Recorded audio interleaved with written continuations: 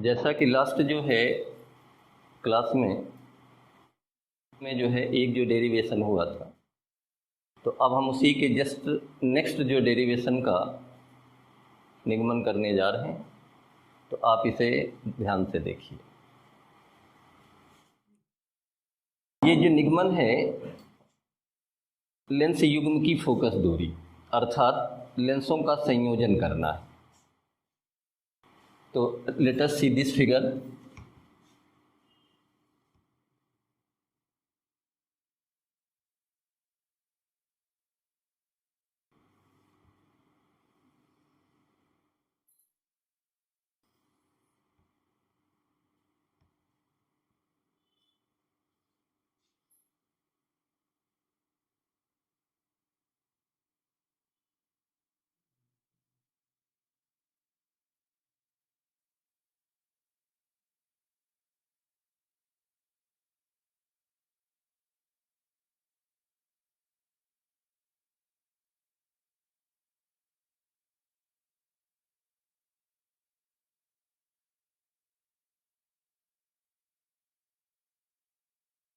इसमें कंडीशन ये है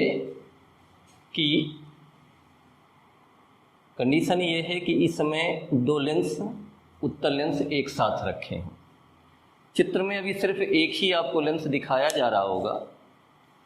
तो इसमें भी यही है कि बिंदु वस्तु O से चलने वाली प्रकाश की किरण अपवर्तन के पश्चात मुख्य अक्ष के बिंदु I' पर मिलती हुई प्रतीत होती है या मिल रही है।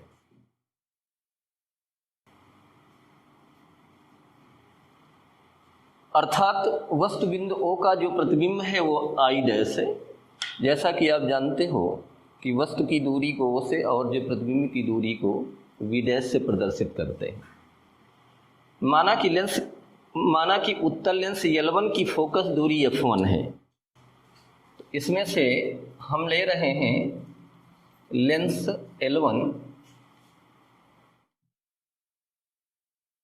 तो लेंस L1 की फोकस दूरी f1 है, वस्तु पिन की दूरी O है और जो प्रतिबिंब पिन की दूरी V' है। अतः लेंस की फोकस दूरी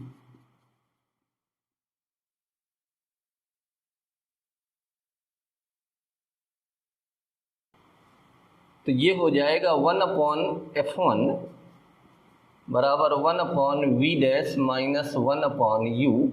ये हो गया समीकरण 1। इस लेंस के साथ में जैसे ही हम दूसरा लेंस एक संपर्क में रखते हैं, ये लेंस मान लो L2 है। तो जैसा मैंने इसके पहले वाले आपकी क्लास में बोला था उस पतले लेंस में कि एक लेंस के द्वारा बना हुआ प्रतिबिंब दूसरे लेंस के लिए आभासी वस्तु का कार्य करता है।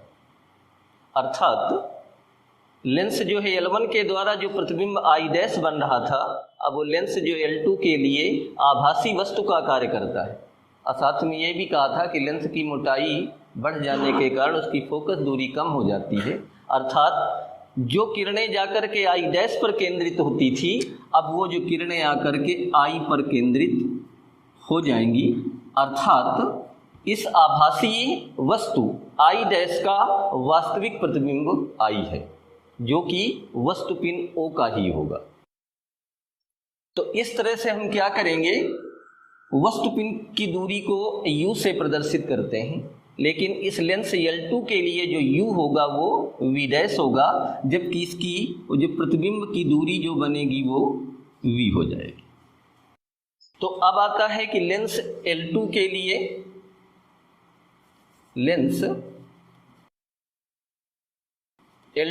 लिए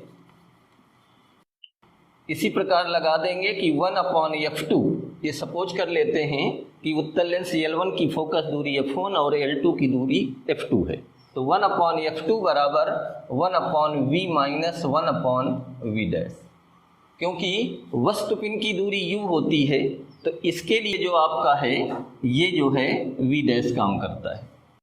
इसे मान लेंगे समीकरण बटा सेकंड।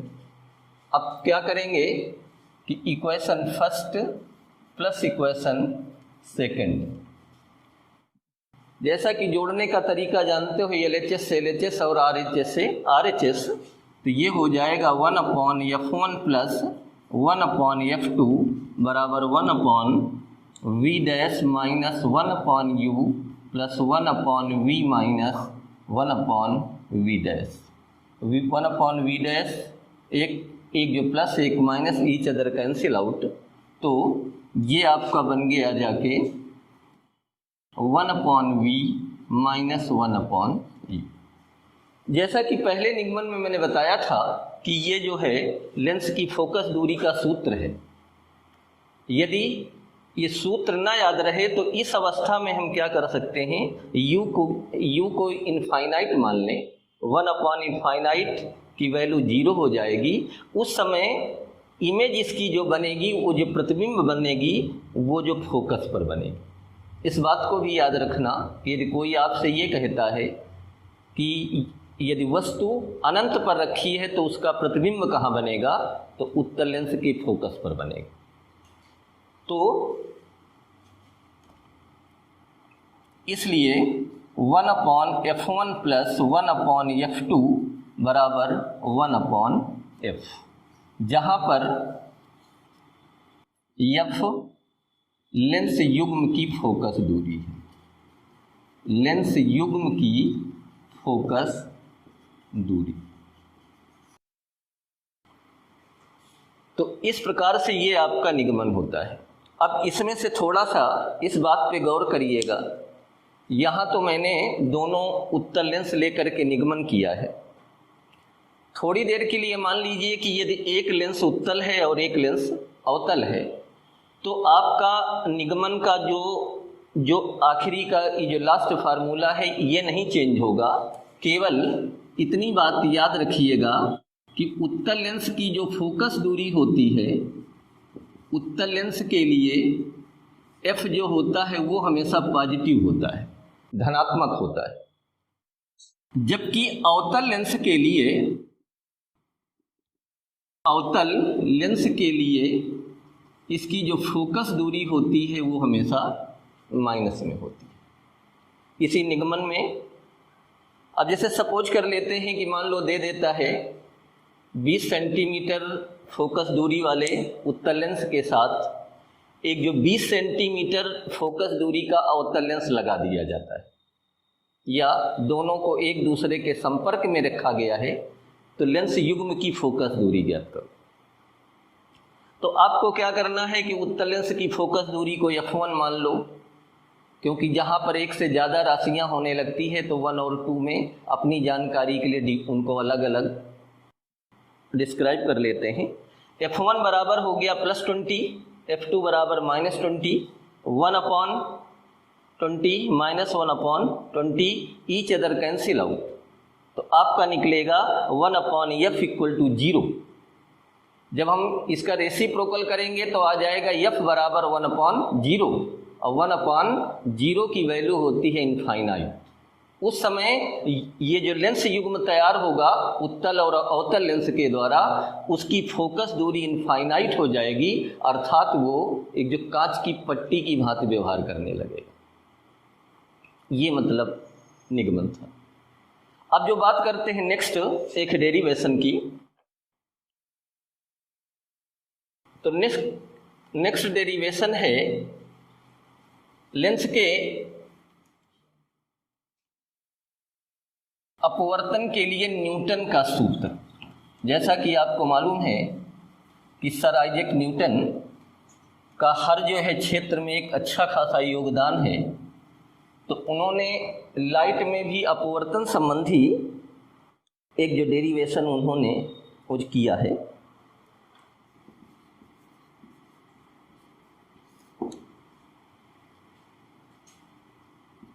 इसमें दिखाया गया है कि एक मान लो ये उत्तल लेंस है,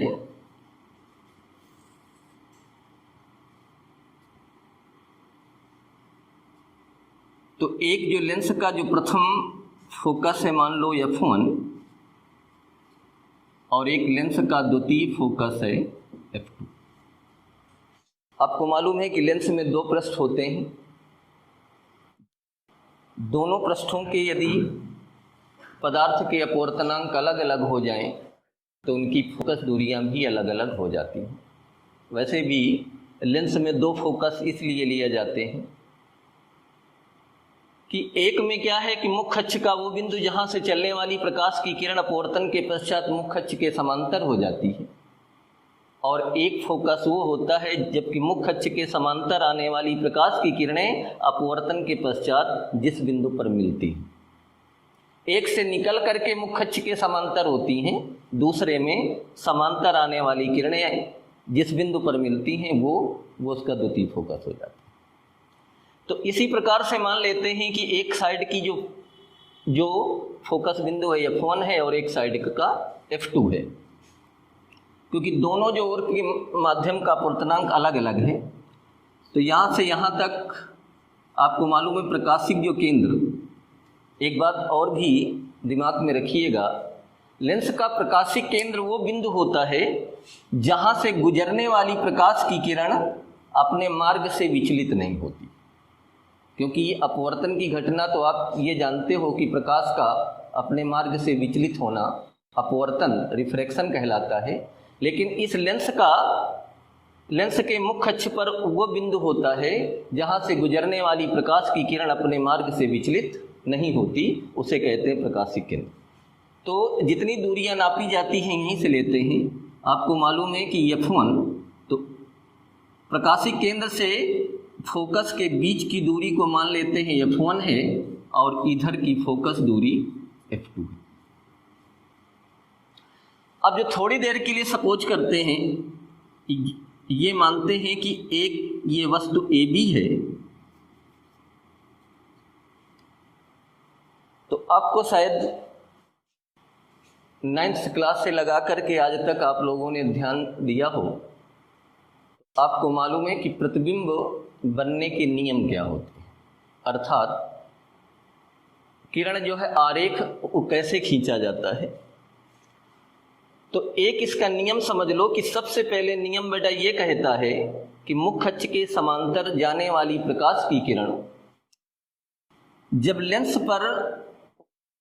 लेंस पर टकराती है, टकराने का मतलब जाकर के अपवर्तित होगी, लेंस पे टकराने के बाद अपवर्तित होगी, अर्थात एक माध्यम से दूसरे माध्यम में जाएगी, ठीक। तो वो हमेशा अनंत से यदि आएगी तो वो जो फोकस पे चली जाएगी, मतलब फोकस से होकर के जाएगी। तो F1 से इसकी दूरी हम मान लेते हैं कि x1 है। फोकस F1 से वस्तु की दूरी x1 मानते हैं। इसी तरह इसका जो प्रतिबिंब बनेगा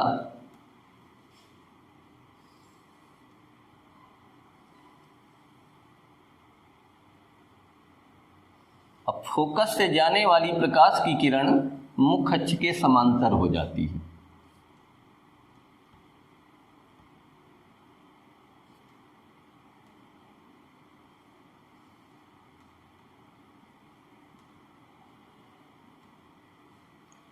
तो हमेशा इस बात को याद रखना कि मुख्य अक्ष के समांतर जाने वाली प्रकाश की किरण अपवर्तन के पश्चात फोकस से होकर के गुजरती है, और दूसरा इसी का उल्टा, फोकस से होकर के जाने वाली प्रकाश की किरण मुख्य अक्ष के समांतर हो जाती है। तो अब आपको इसमें गौर से देखिएगा, एक जो त्रिभुज वस्तु AB है, इसका प्रतिबिंब A डैश B डैश है। अब हम जो बात करते हैं दो त्रिभुजों की, नंबर 1 और नंबर 2। एक जो त्रिभुज ले लेते हैं त्रिभुज ABF1, त्रिभुज ABF1 तथा त्रिभुज, इसका नाम दे देते हैं M, इसका नाम दे देते हैं N। तो ये हो जाएगा PF1N, PF1N में।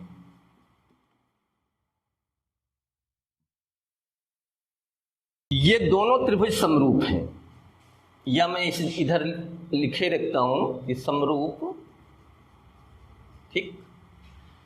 अब जो समरूप के लिए जानते हो दो बातें होनी चाहिए। तो इनमें से एक बेटा खासियत ये कि कोण यदि ये 90 डिग्री है तो ये भी 90 डिग्री है। ये जो एंगल आपके वर्टिकली अपोजिट हो गए, जिन्हें थोड़ा शीर्षाभिमुख कोण कहते हैं, तो इन जो दोनों त्रिभुजों में ये दो सिमिलरिटी हैं, इसलिए ये दोनों त्रिभुज इस समरूप हो गए। तो हम जानते हैं कि समरूप जो त्रिभुजों में संगत भुजाओं के अनुपात आपस में बराबर होते हैं। तो जितनी इनके जो करस्पॉन्डिंग साइड्स होंगी, इनका रेशियो इक्वल होगा। तो हम एक भुजा इसकी ले लेते हैं AB, इसकी भुजा ले लेते हैं PN,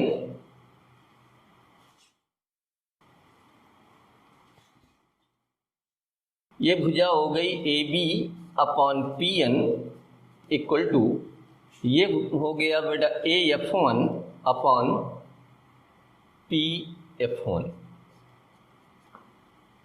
इसे मान लेते हैं इक्वेशन बेटा फर्स्ट।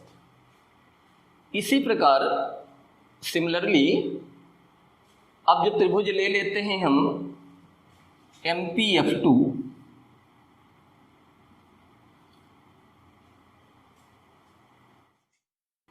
त्रिभुज MPF2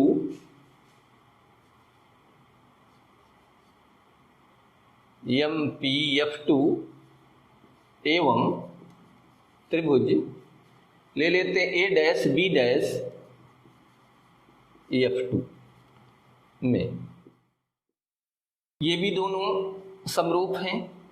तो समरूप जो त्रिभुज में क्या करेंगे कि इसकी भी साइड ले लो MP की समरूप भुजा मिलेगी, संगत भुजा A'/B' इक्वल, ये हो जाएगा PF2 अपॉन, ये हो जाएगा आपका A'/EF2।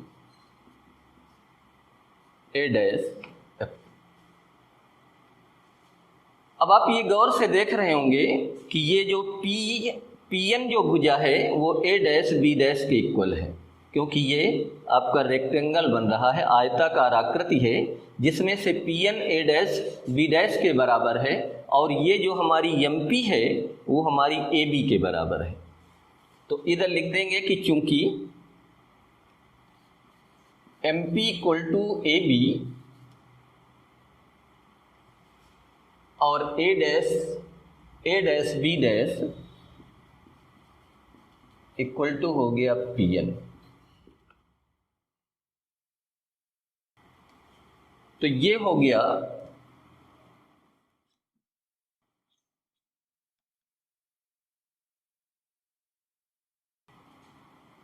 तो इसलिए MP की जगह हम लिख सकते हैं AB/PN इक्वल PF2/PF1 A'/EF2। इसे मान लेते हैं इक्वेशन सेकंड। इन दोनों समीकरणों को गौर से देखो कि इनके LHS आपस में इक्वल हैं। तो जब इनमें LHS इक्वल होगा तो RHS अपने आप इक्वल हो जाएगा। तो from equation first and equation second, तो ये हो गया AF1/PF1 इक्वल टू PF2/A'/EF2। तो पुटिंग द वैल्यू,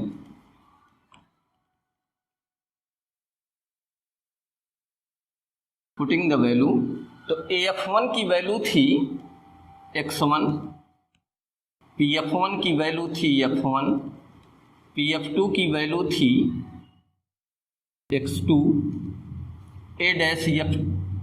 P'/F2 था f2, और ये था आपका बड़ा x2। इन्हीं का क्रॉस मल्टीप्लिकेशन कर देंगे तो ये आ जाएगा f1 f2 बराबर x1 x2। इसी में कंडीशन यदि इफ माध्यम दोनों ओर का समान है तो F1 बराबर F2 बराबर F, इसको कर लो बड़ा माना, तो ये आ जाएगा F इंटू एफ बराबर x1 x2 या x1 x2 equal to F square. That's all. Have a nice day. Thank you.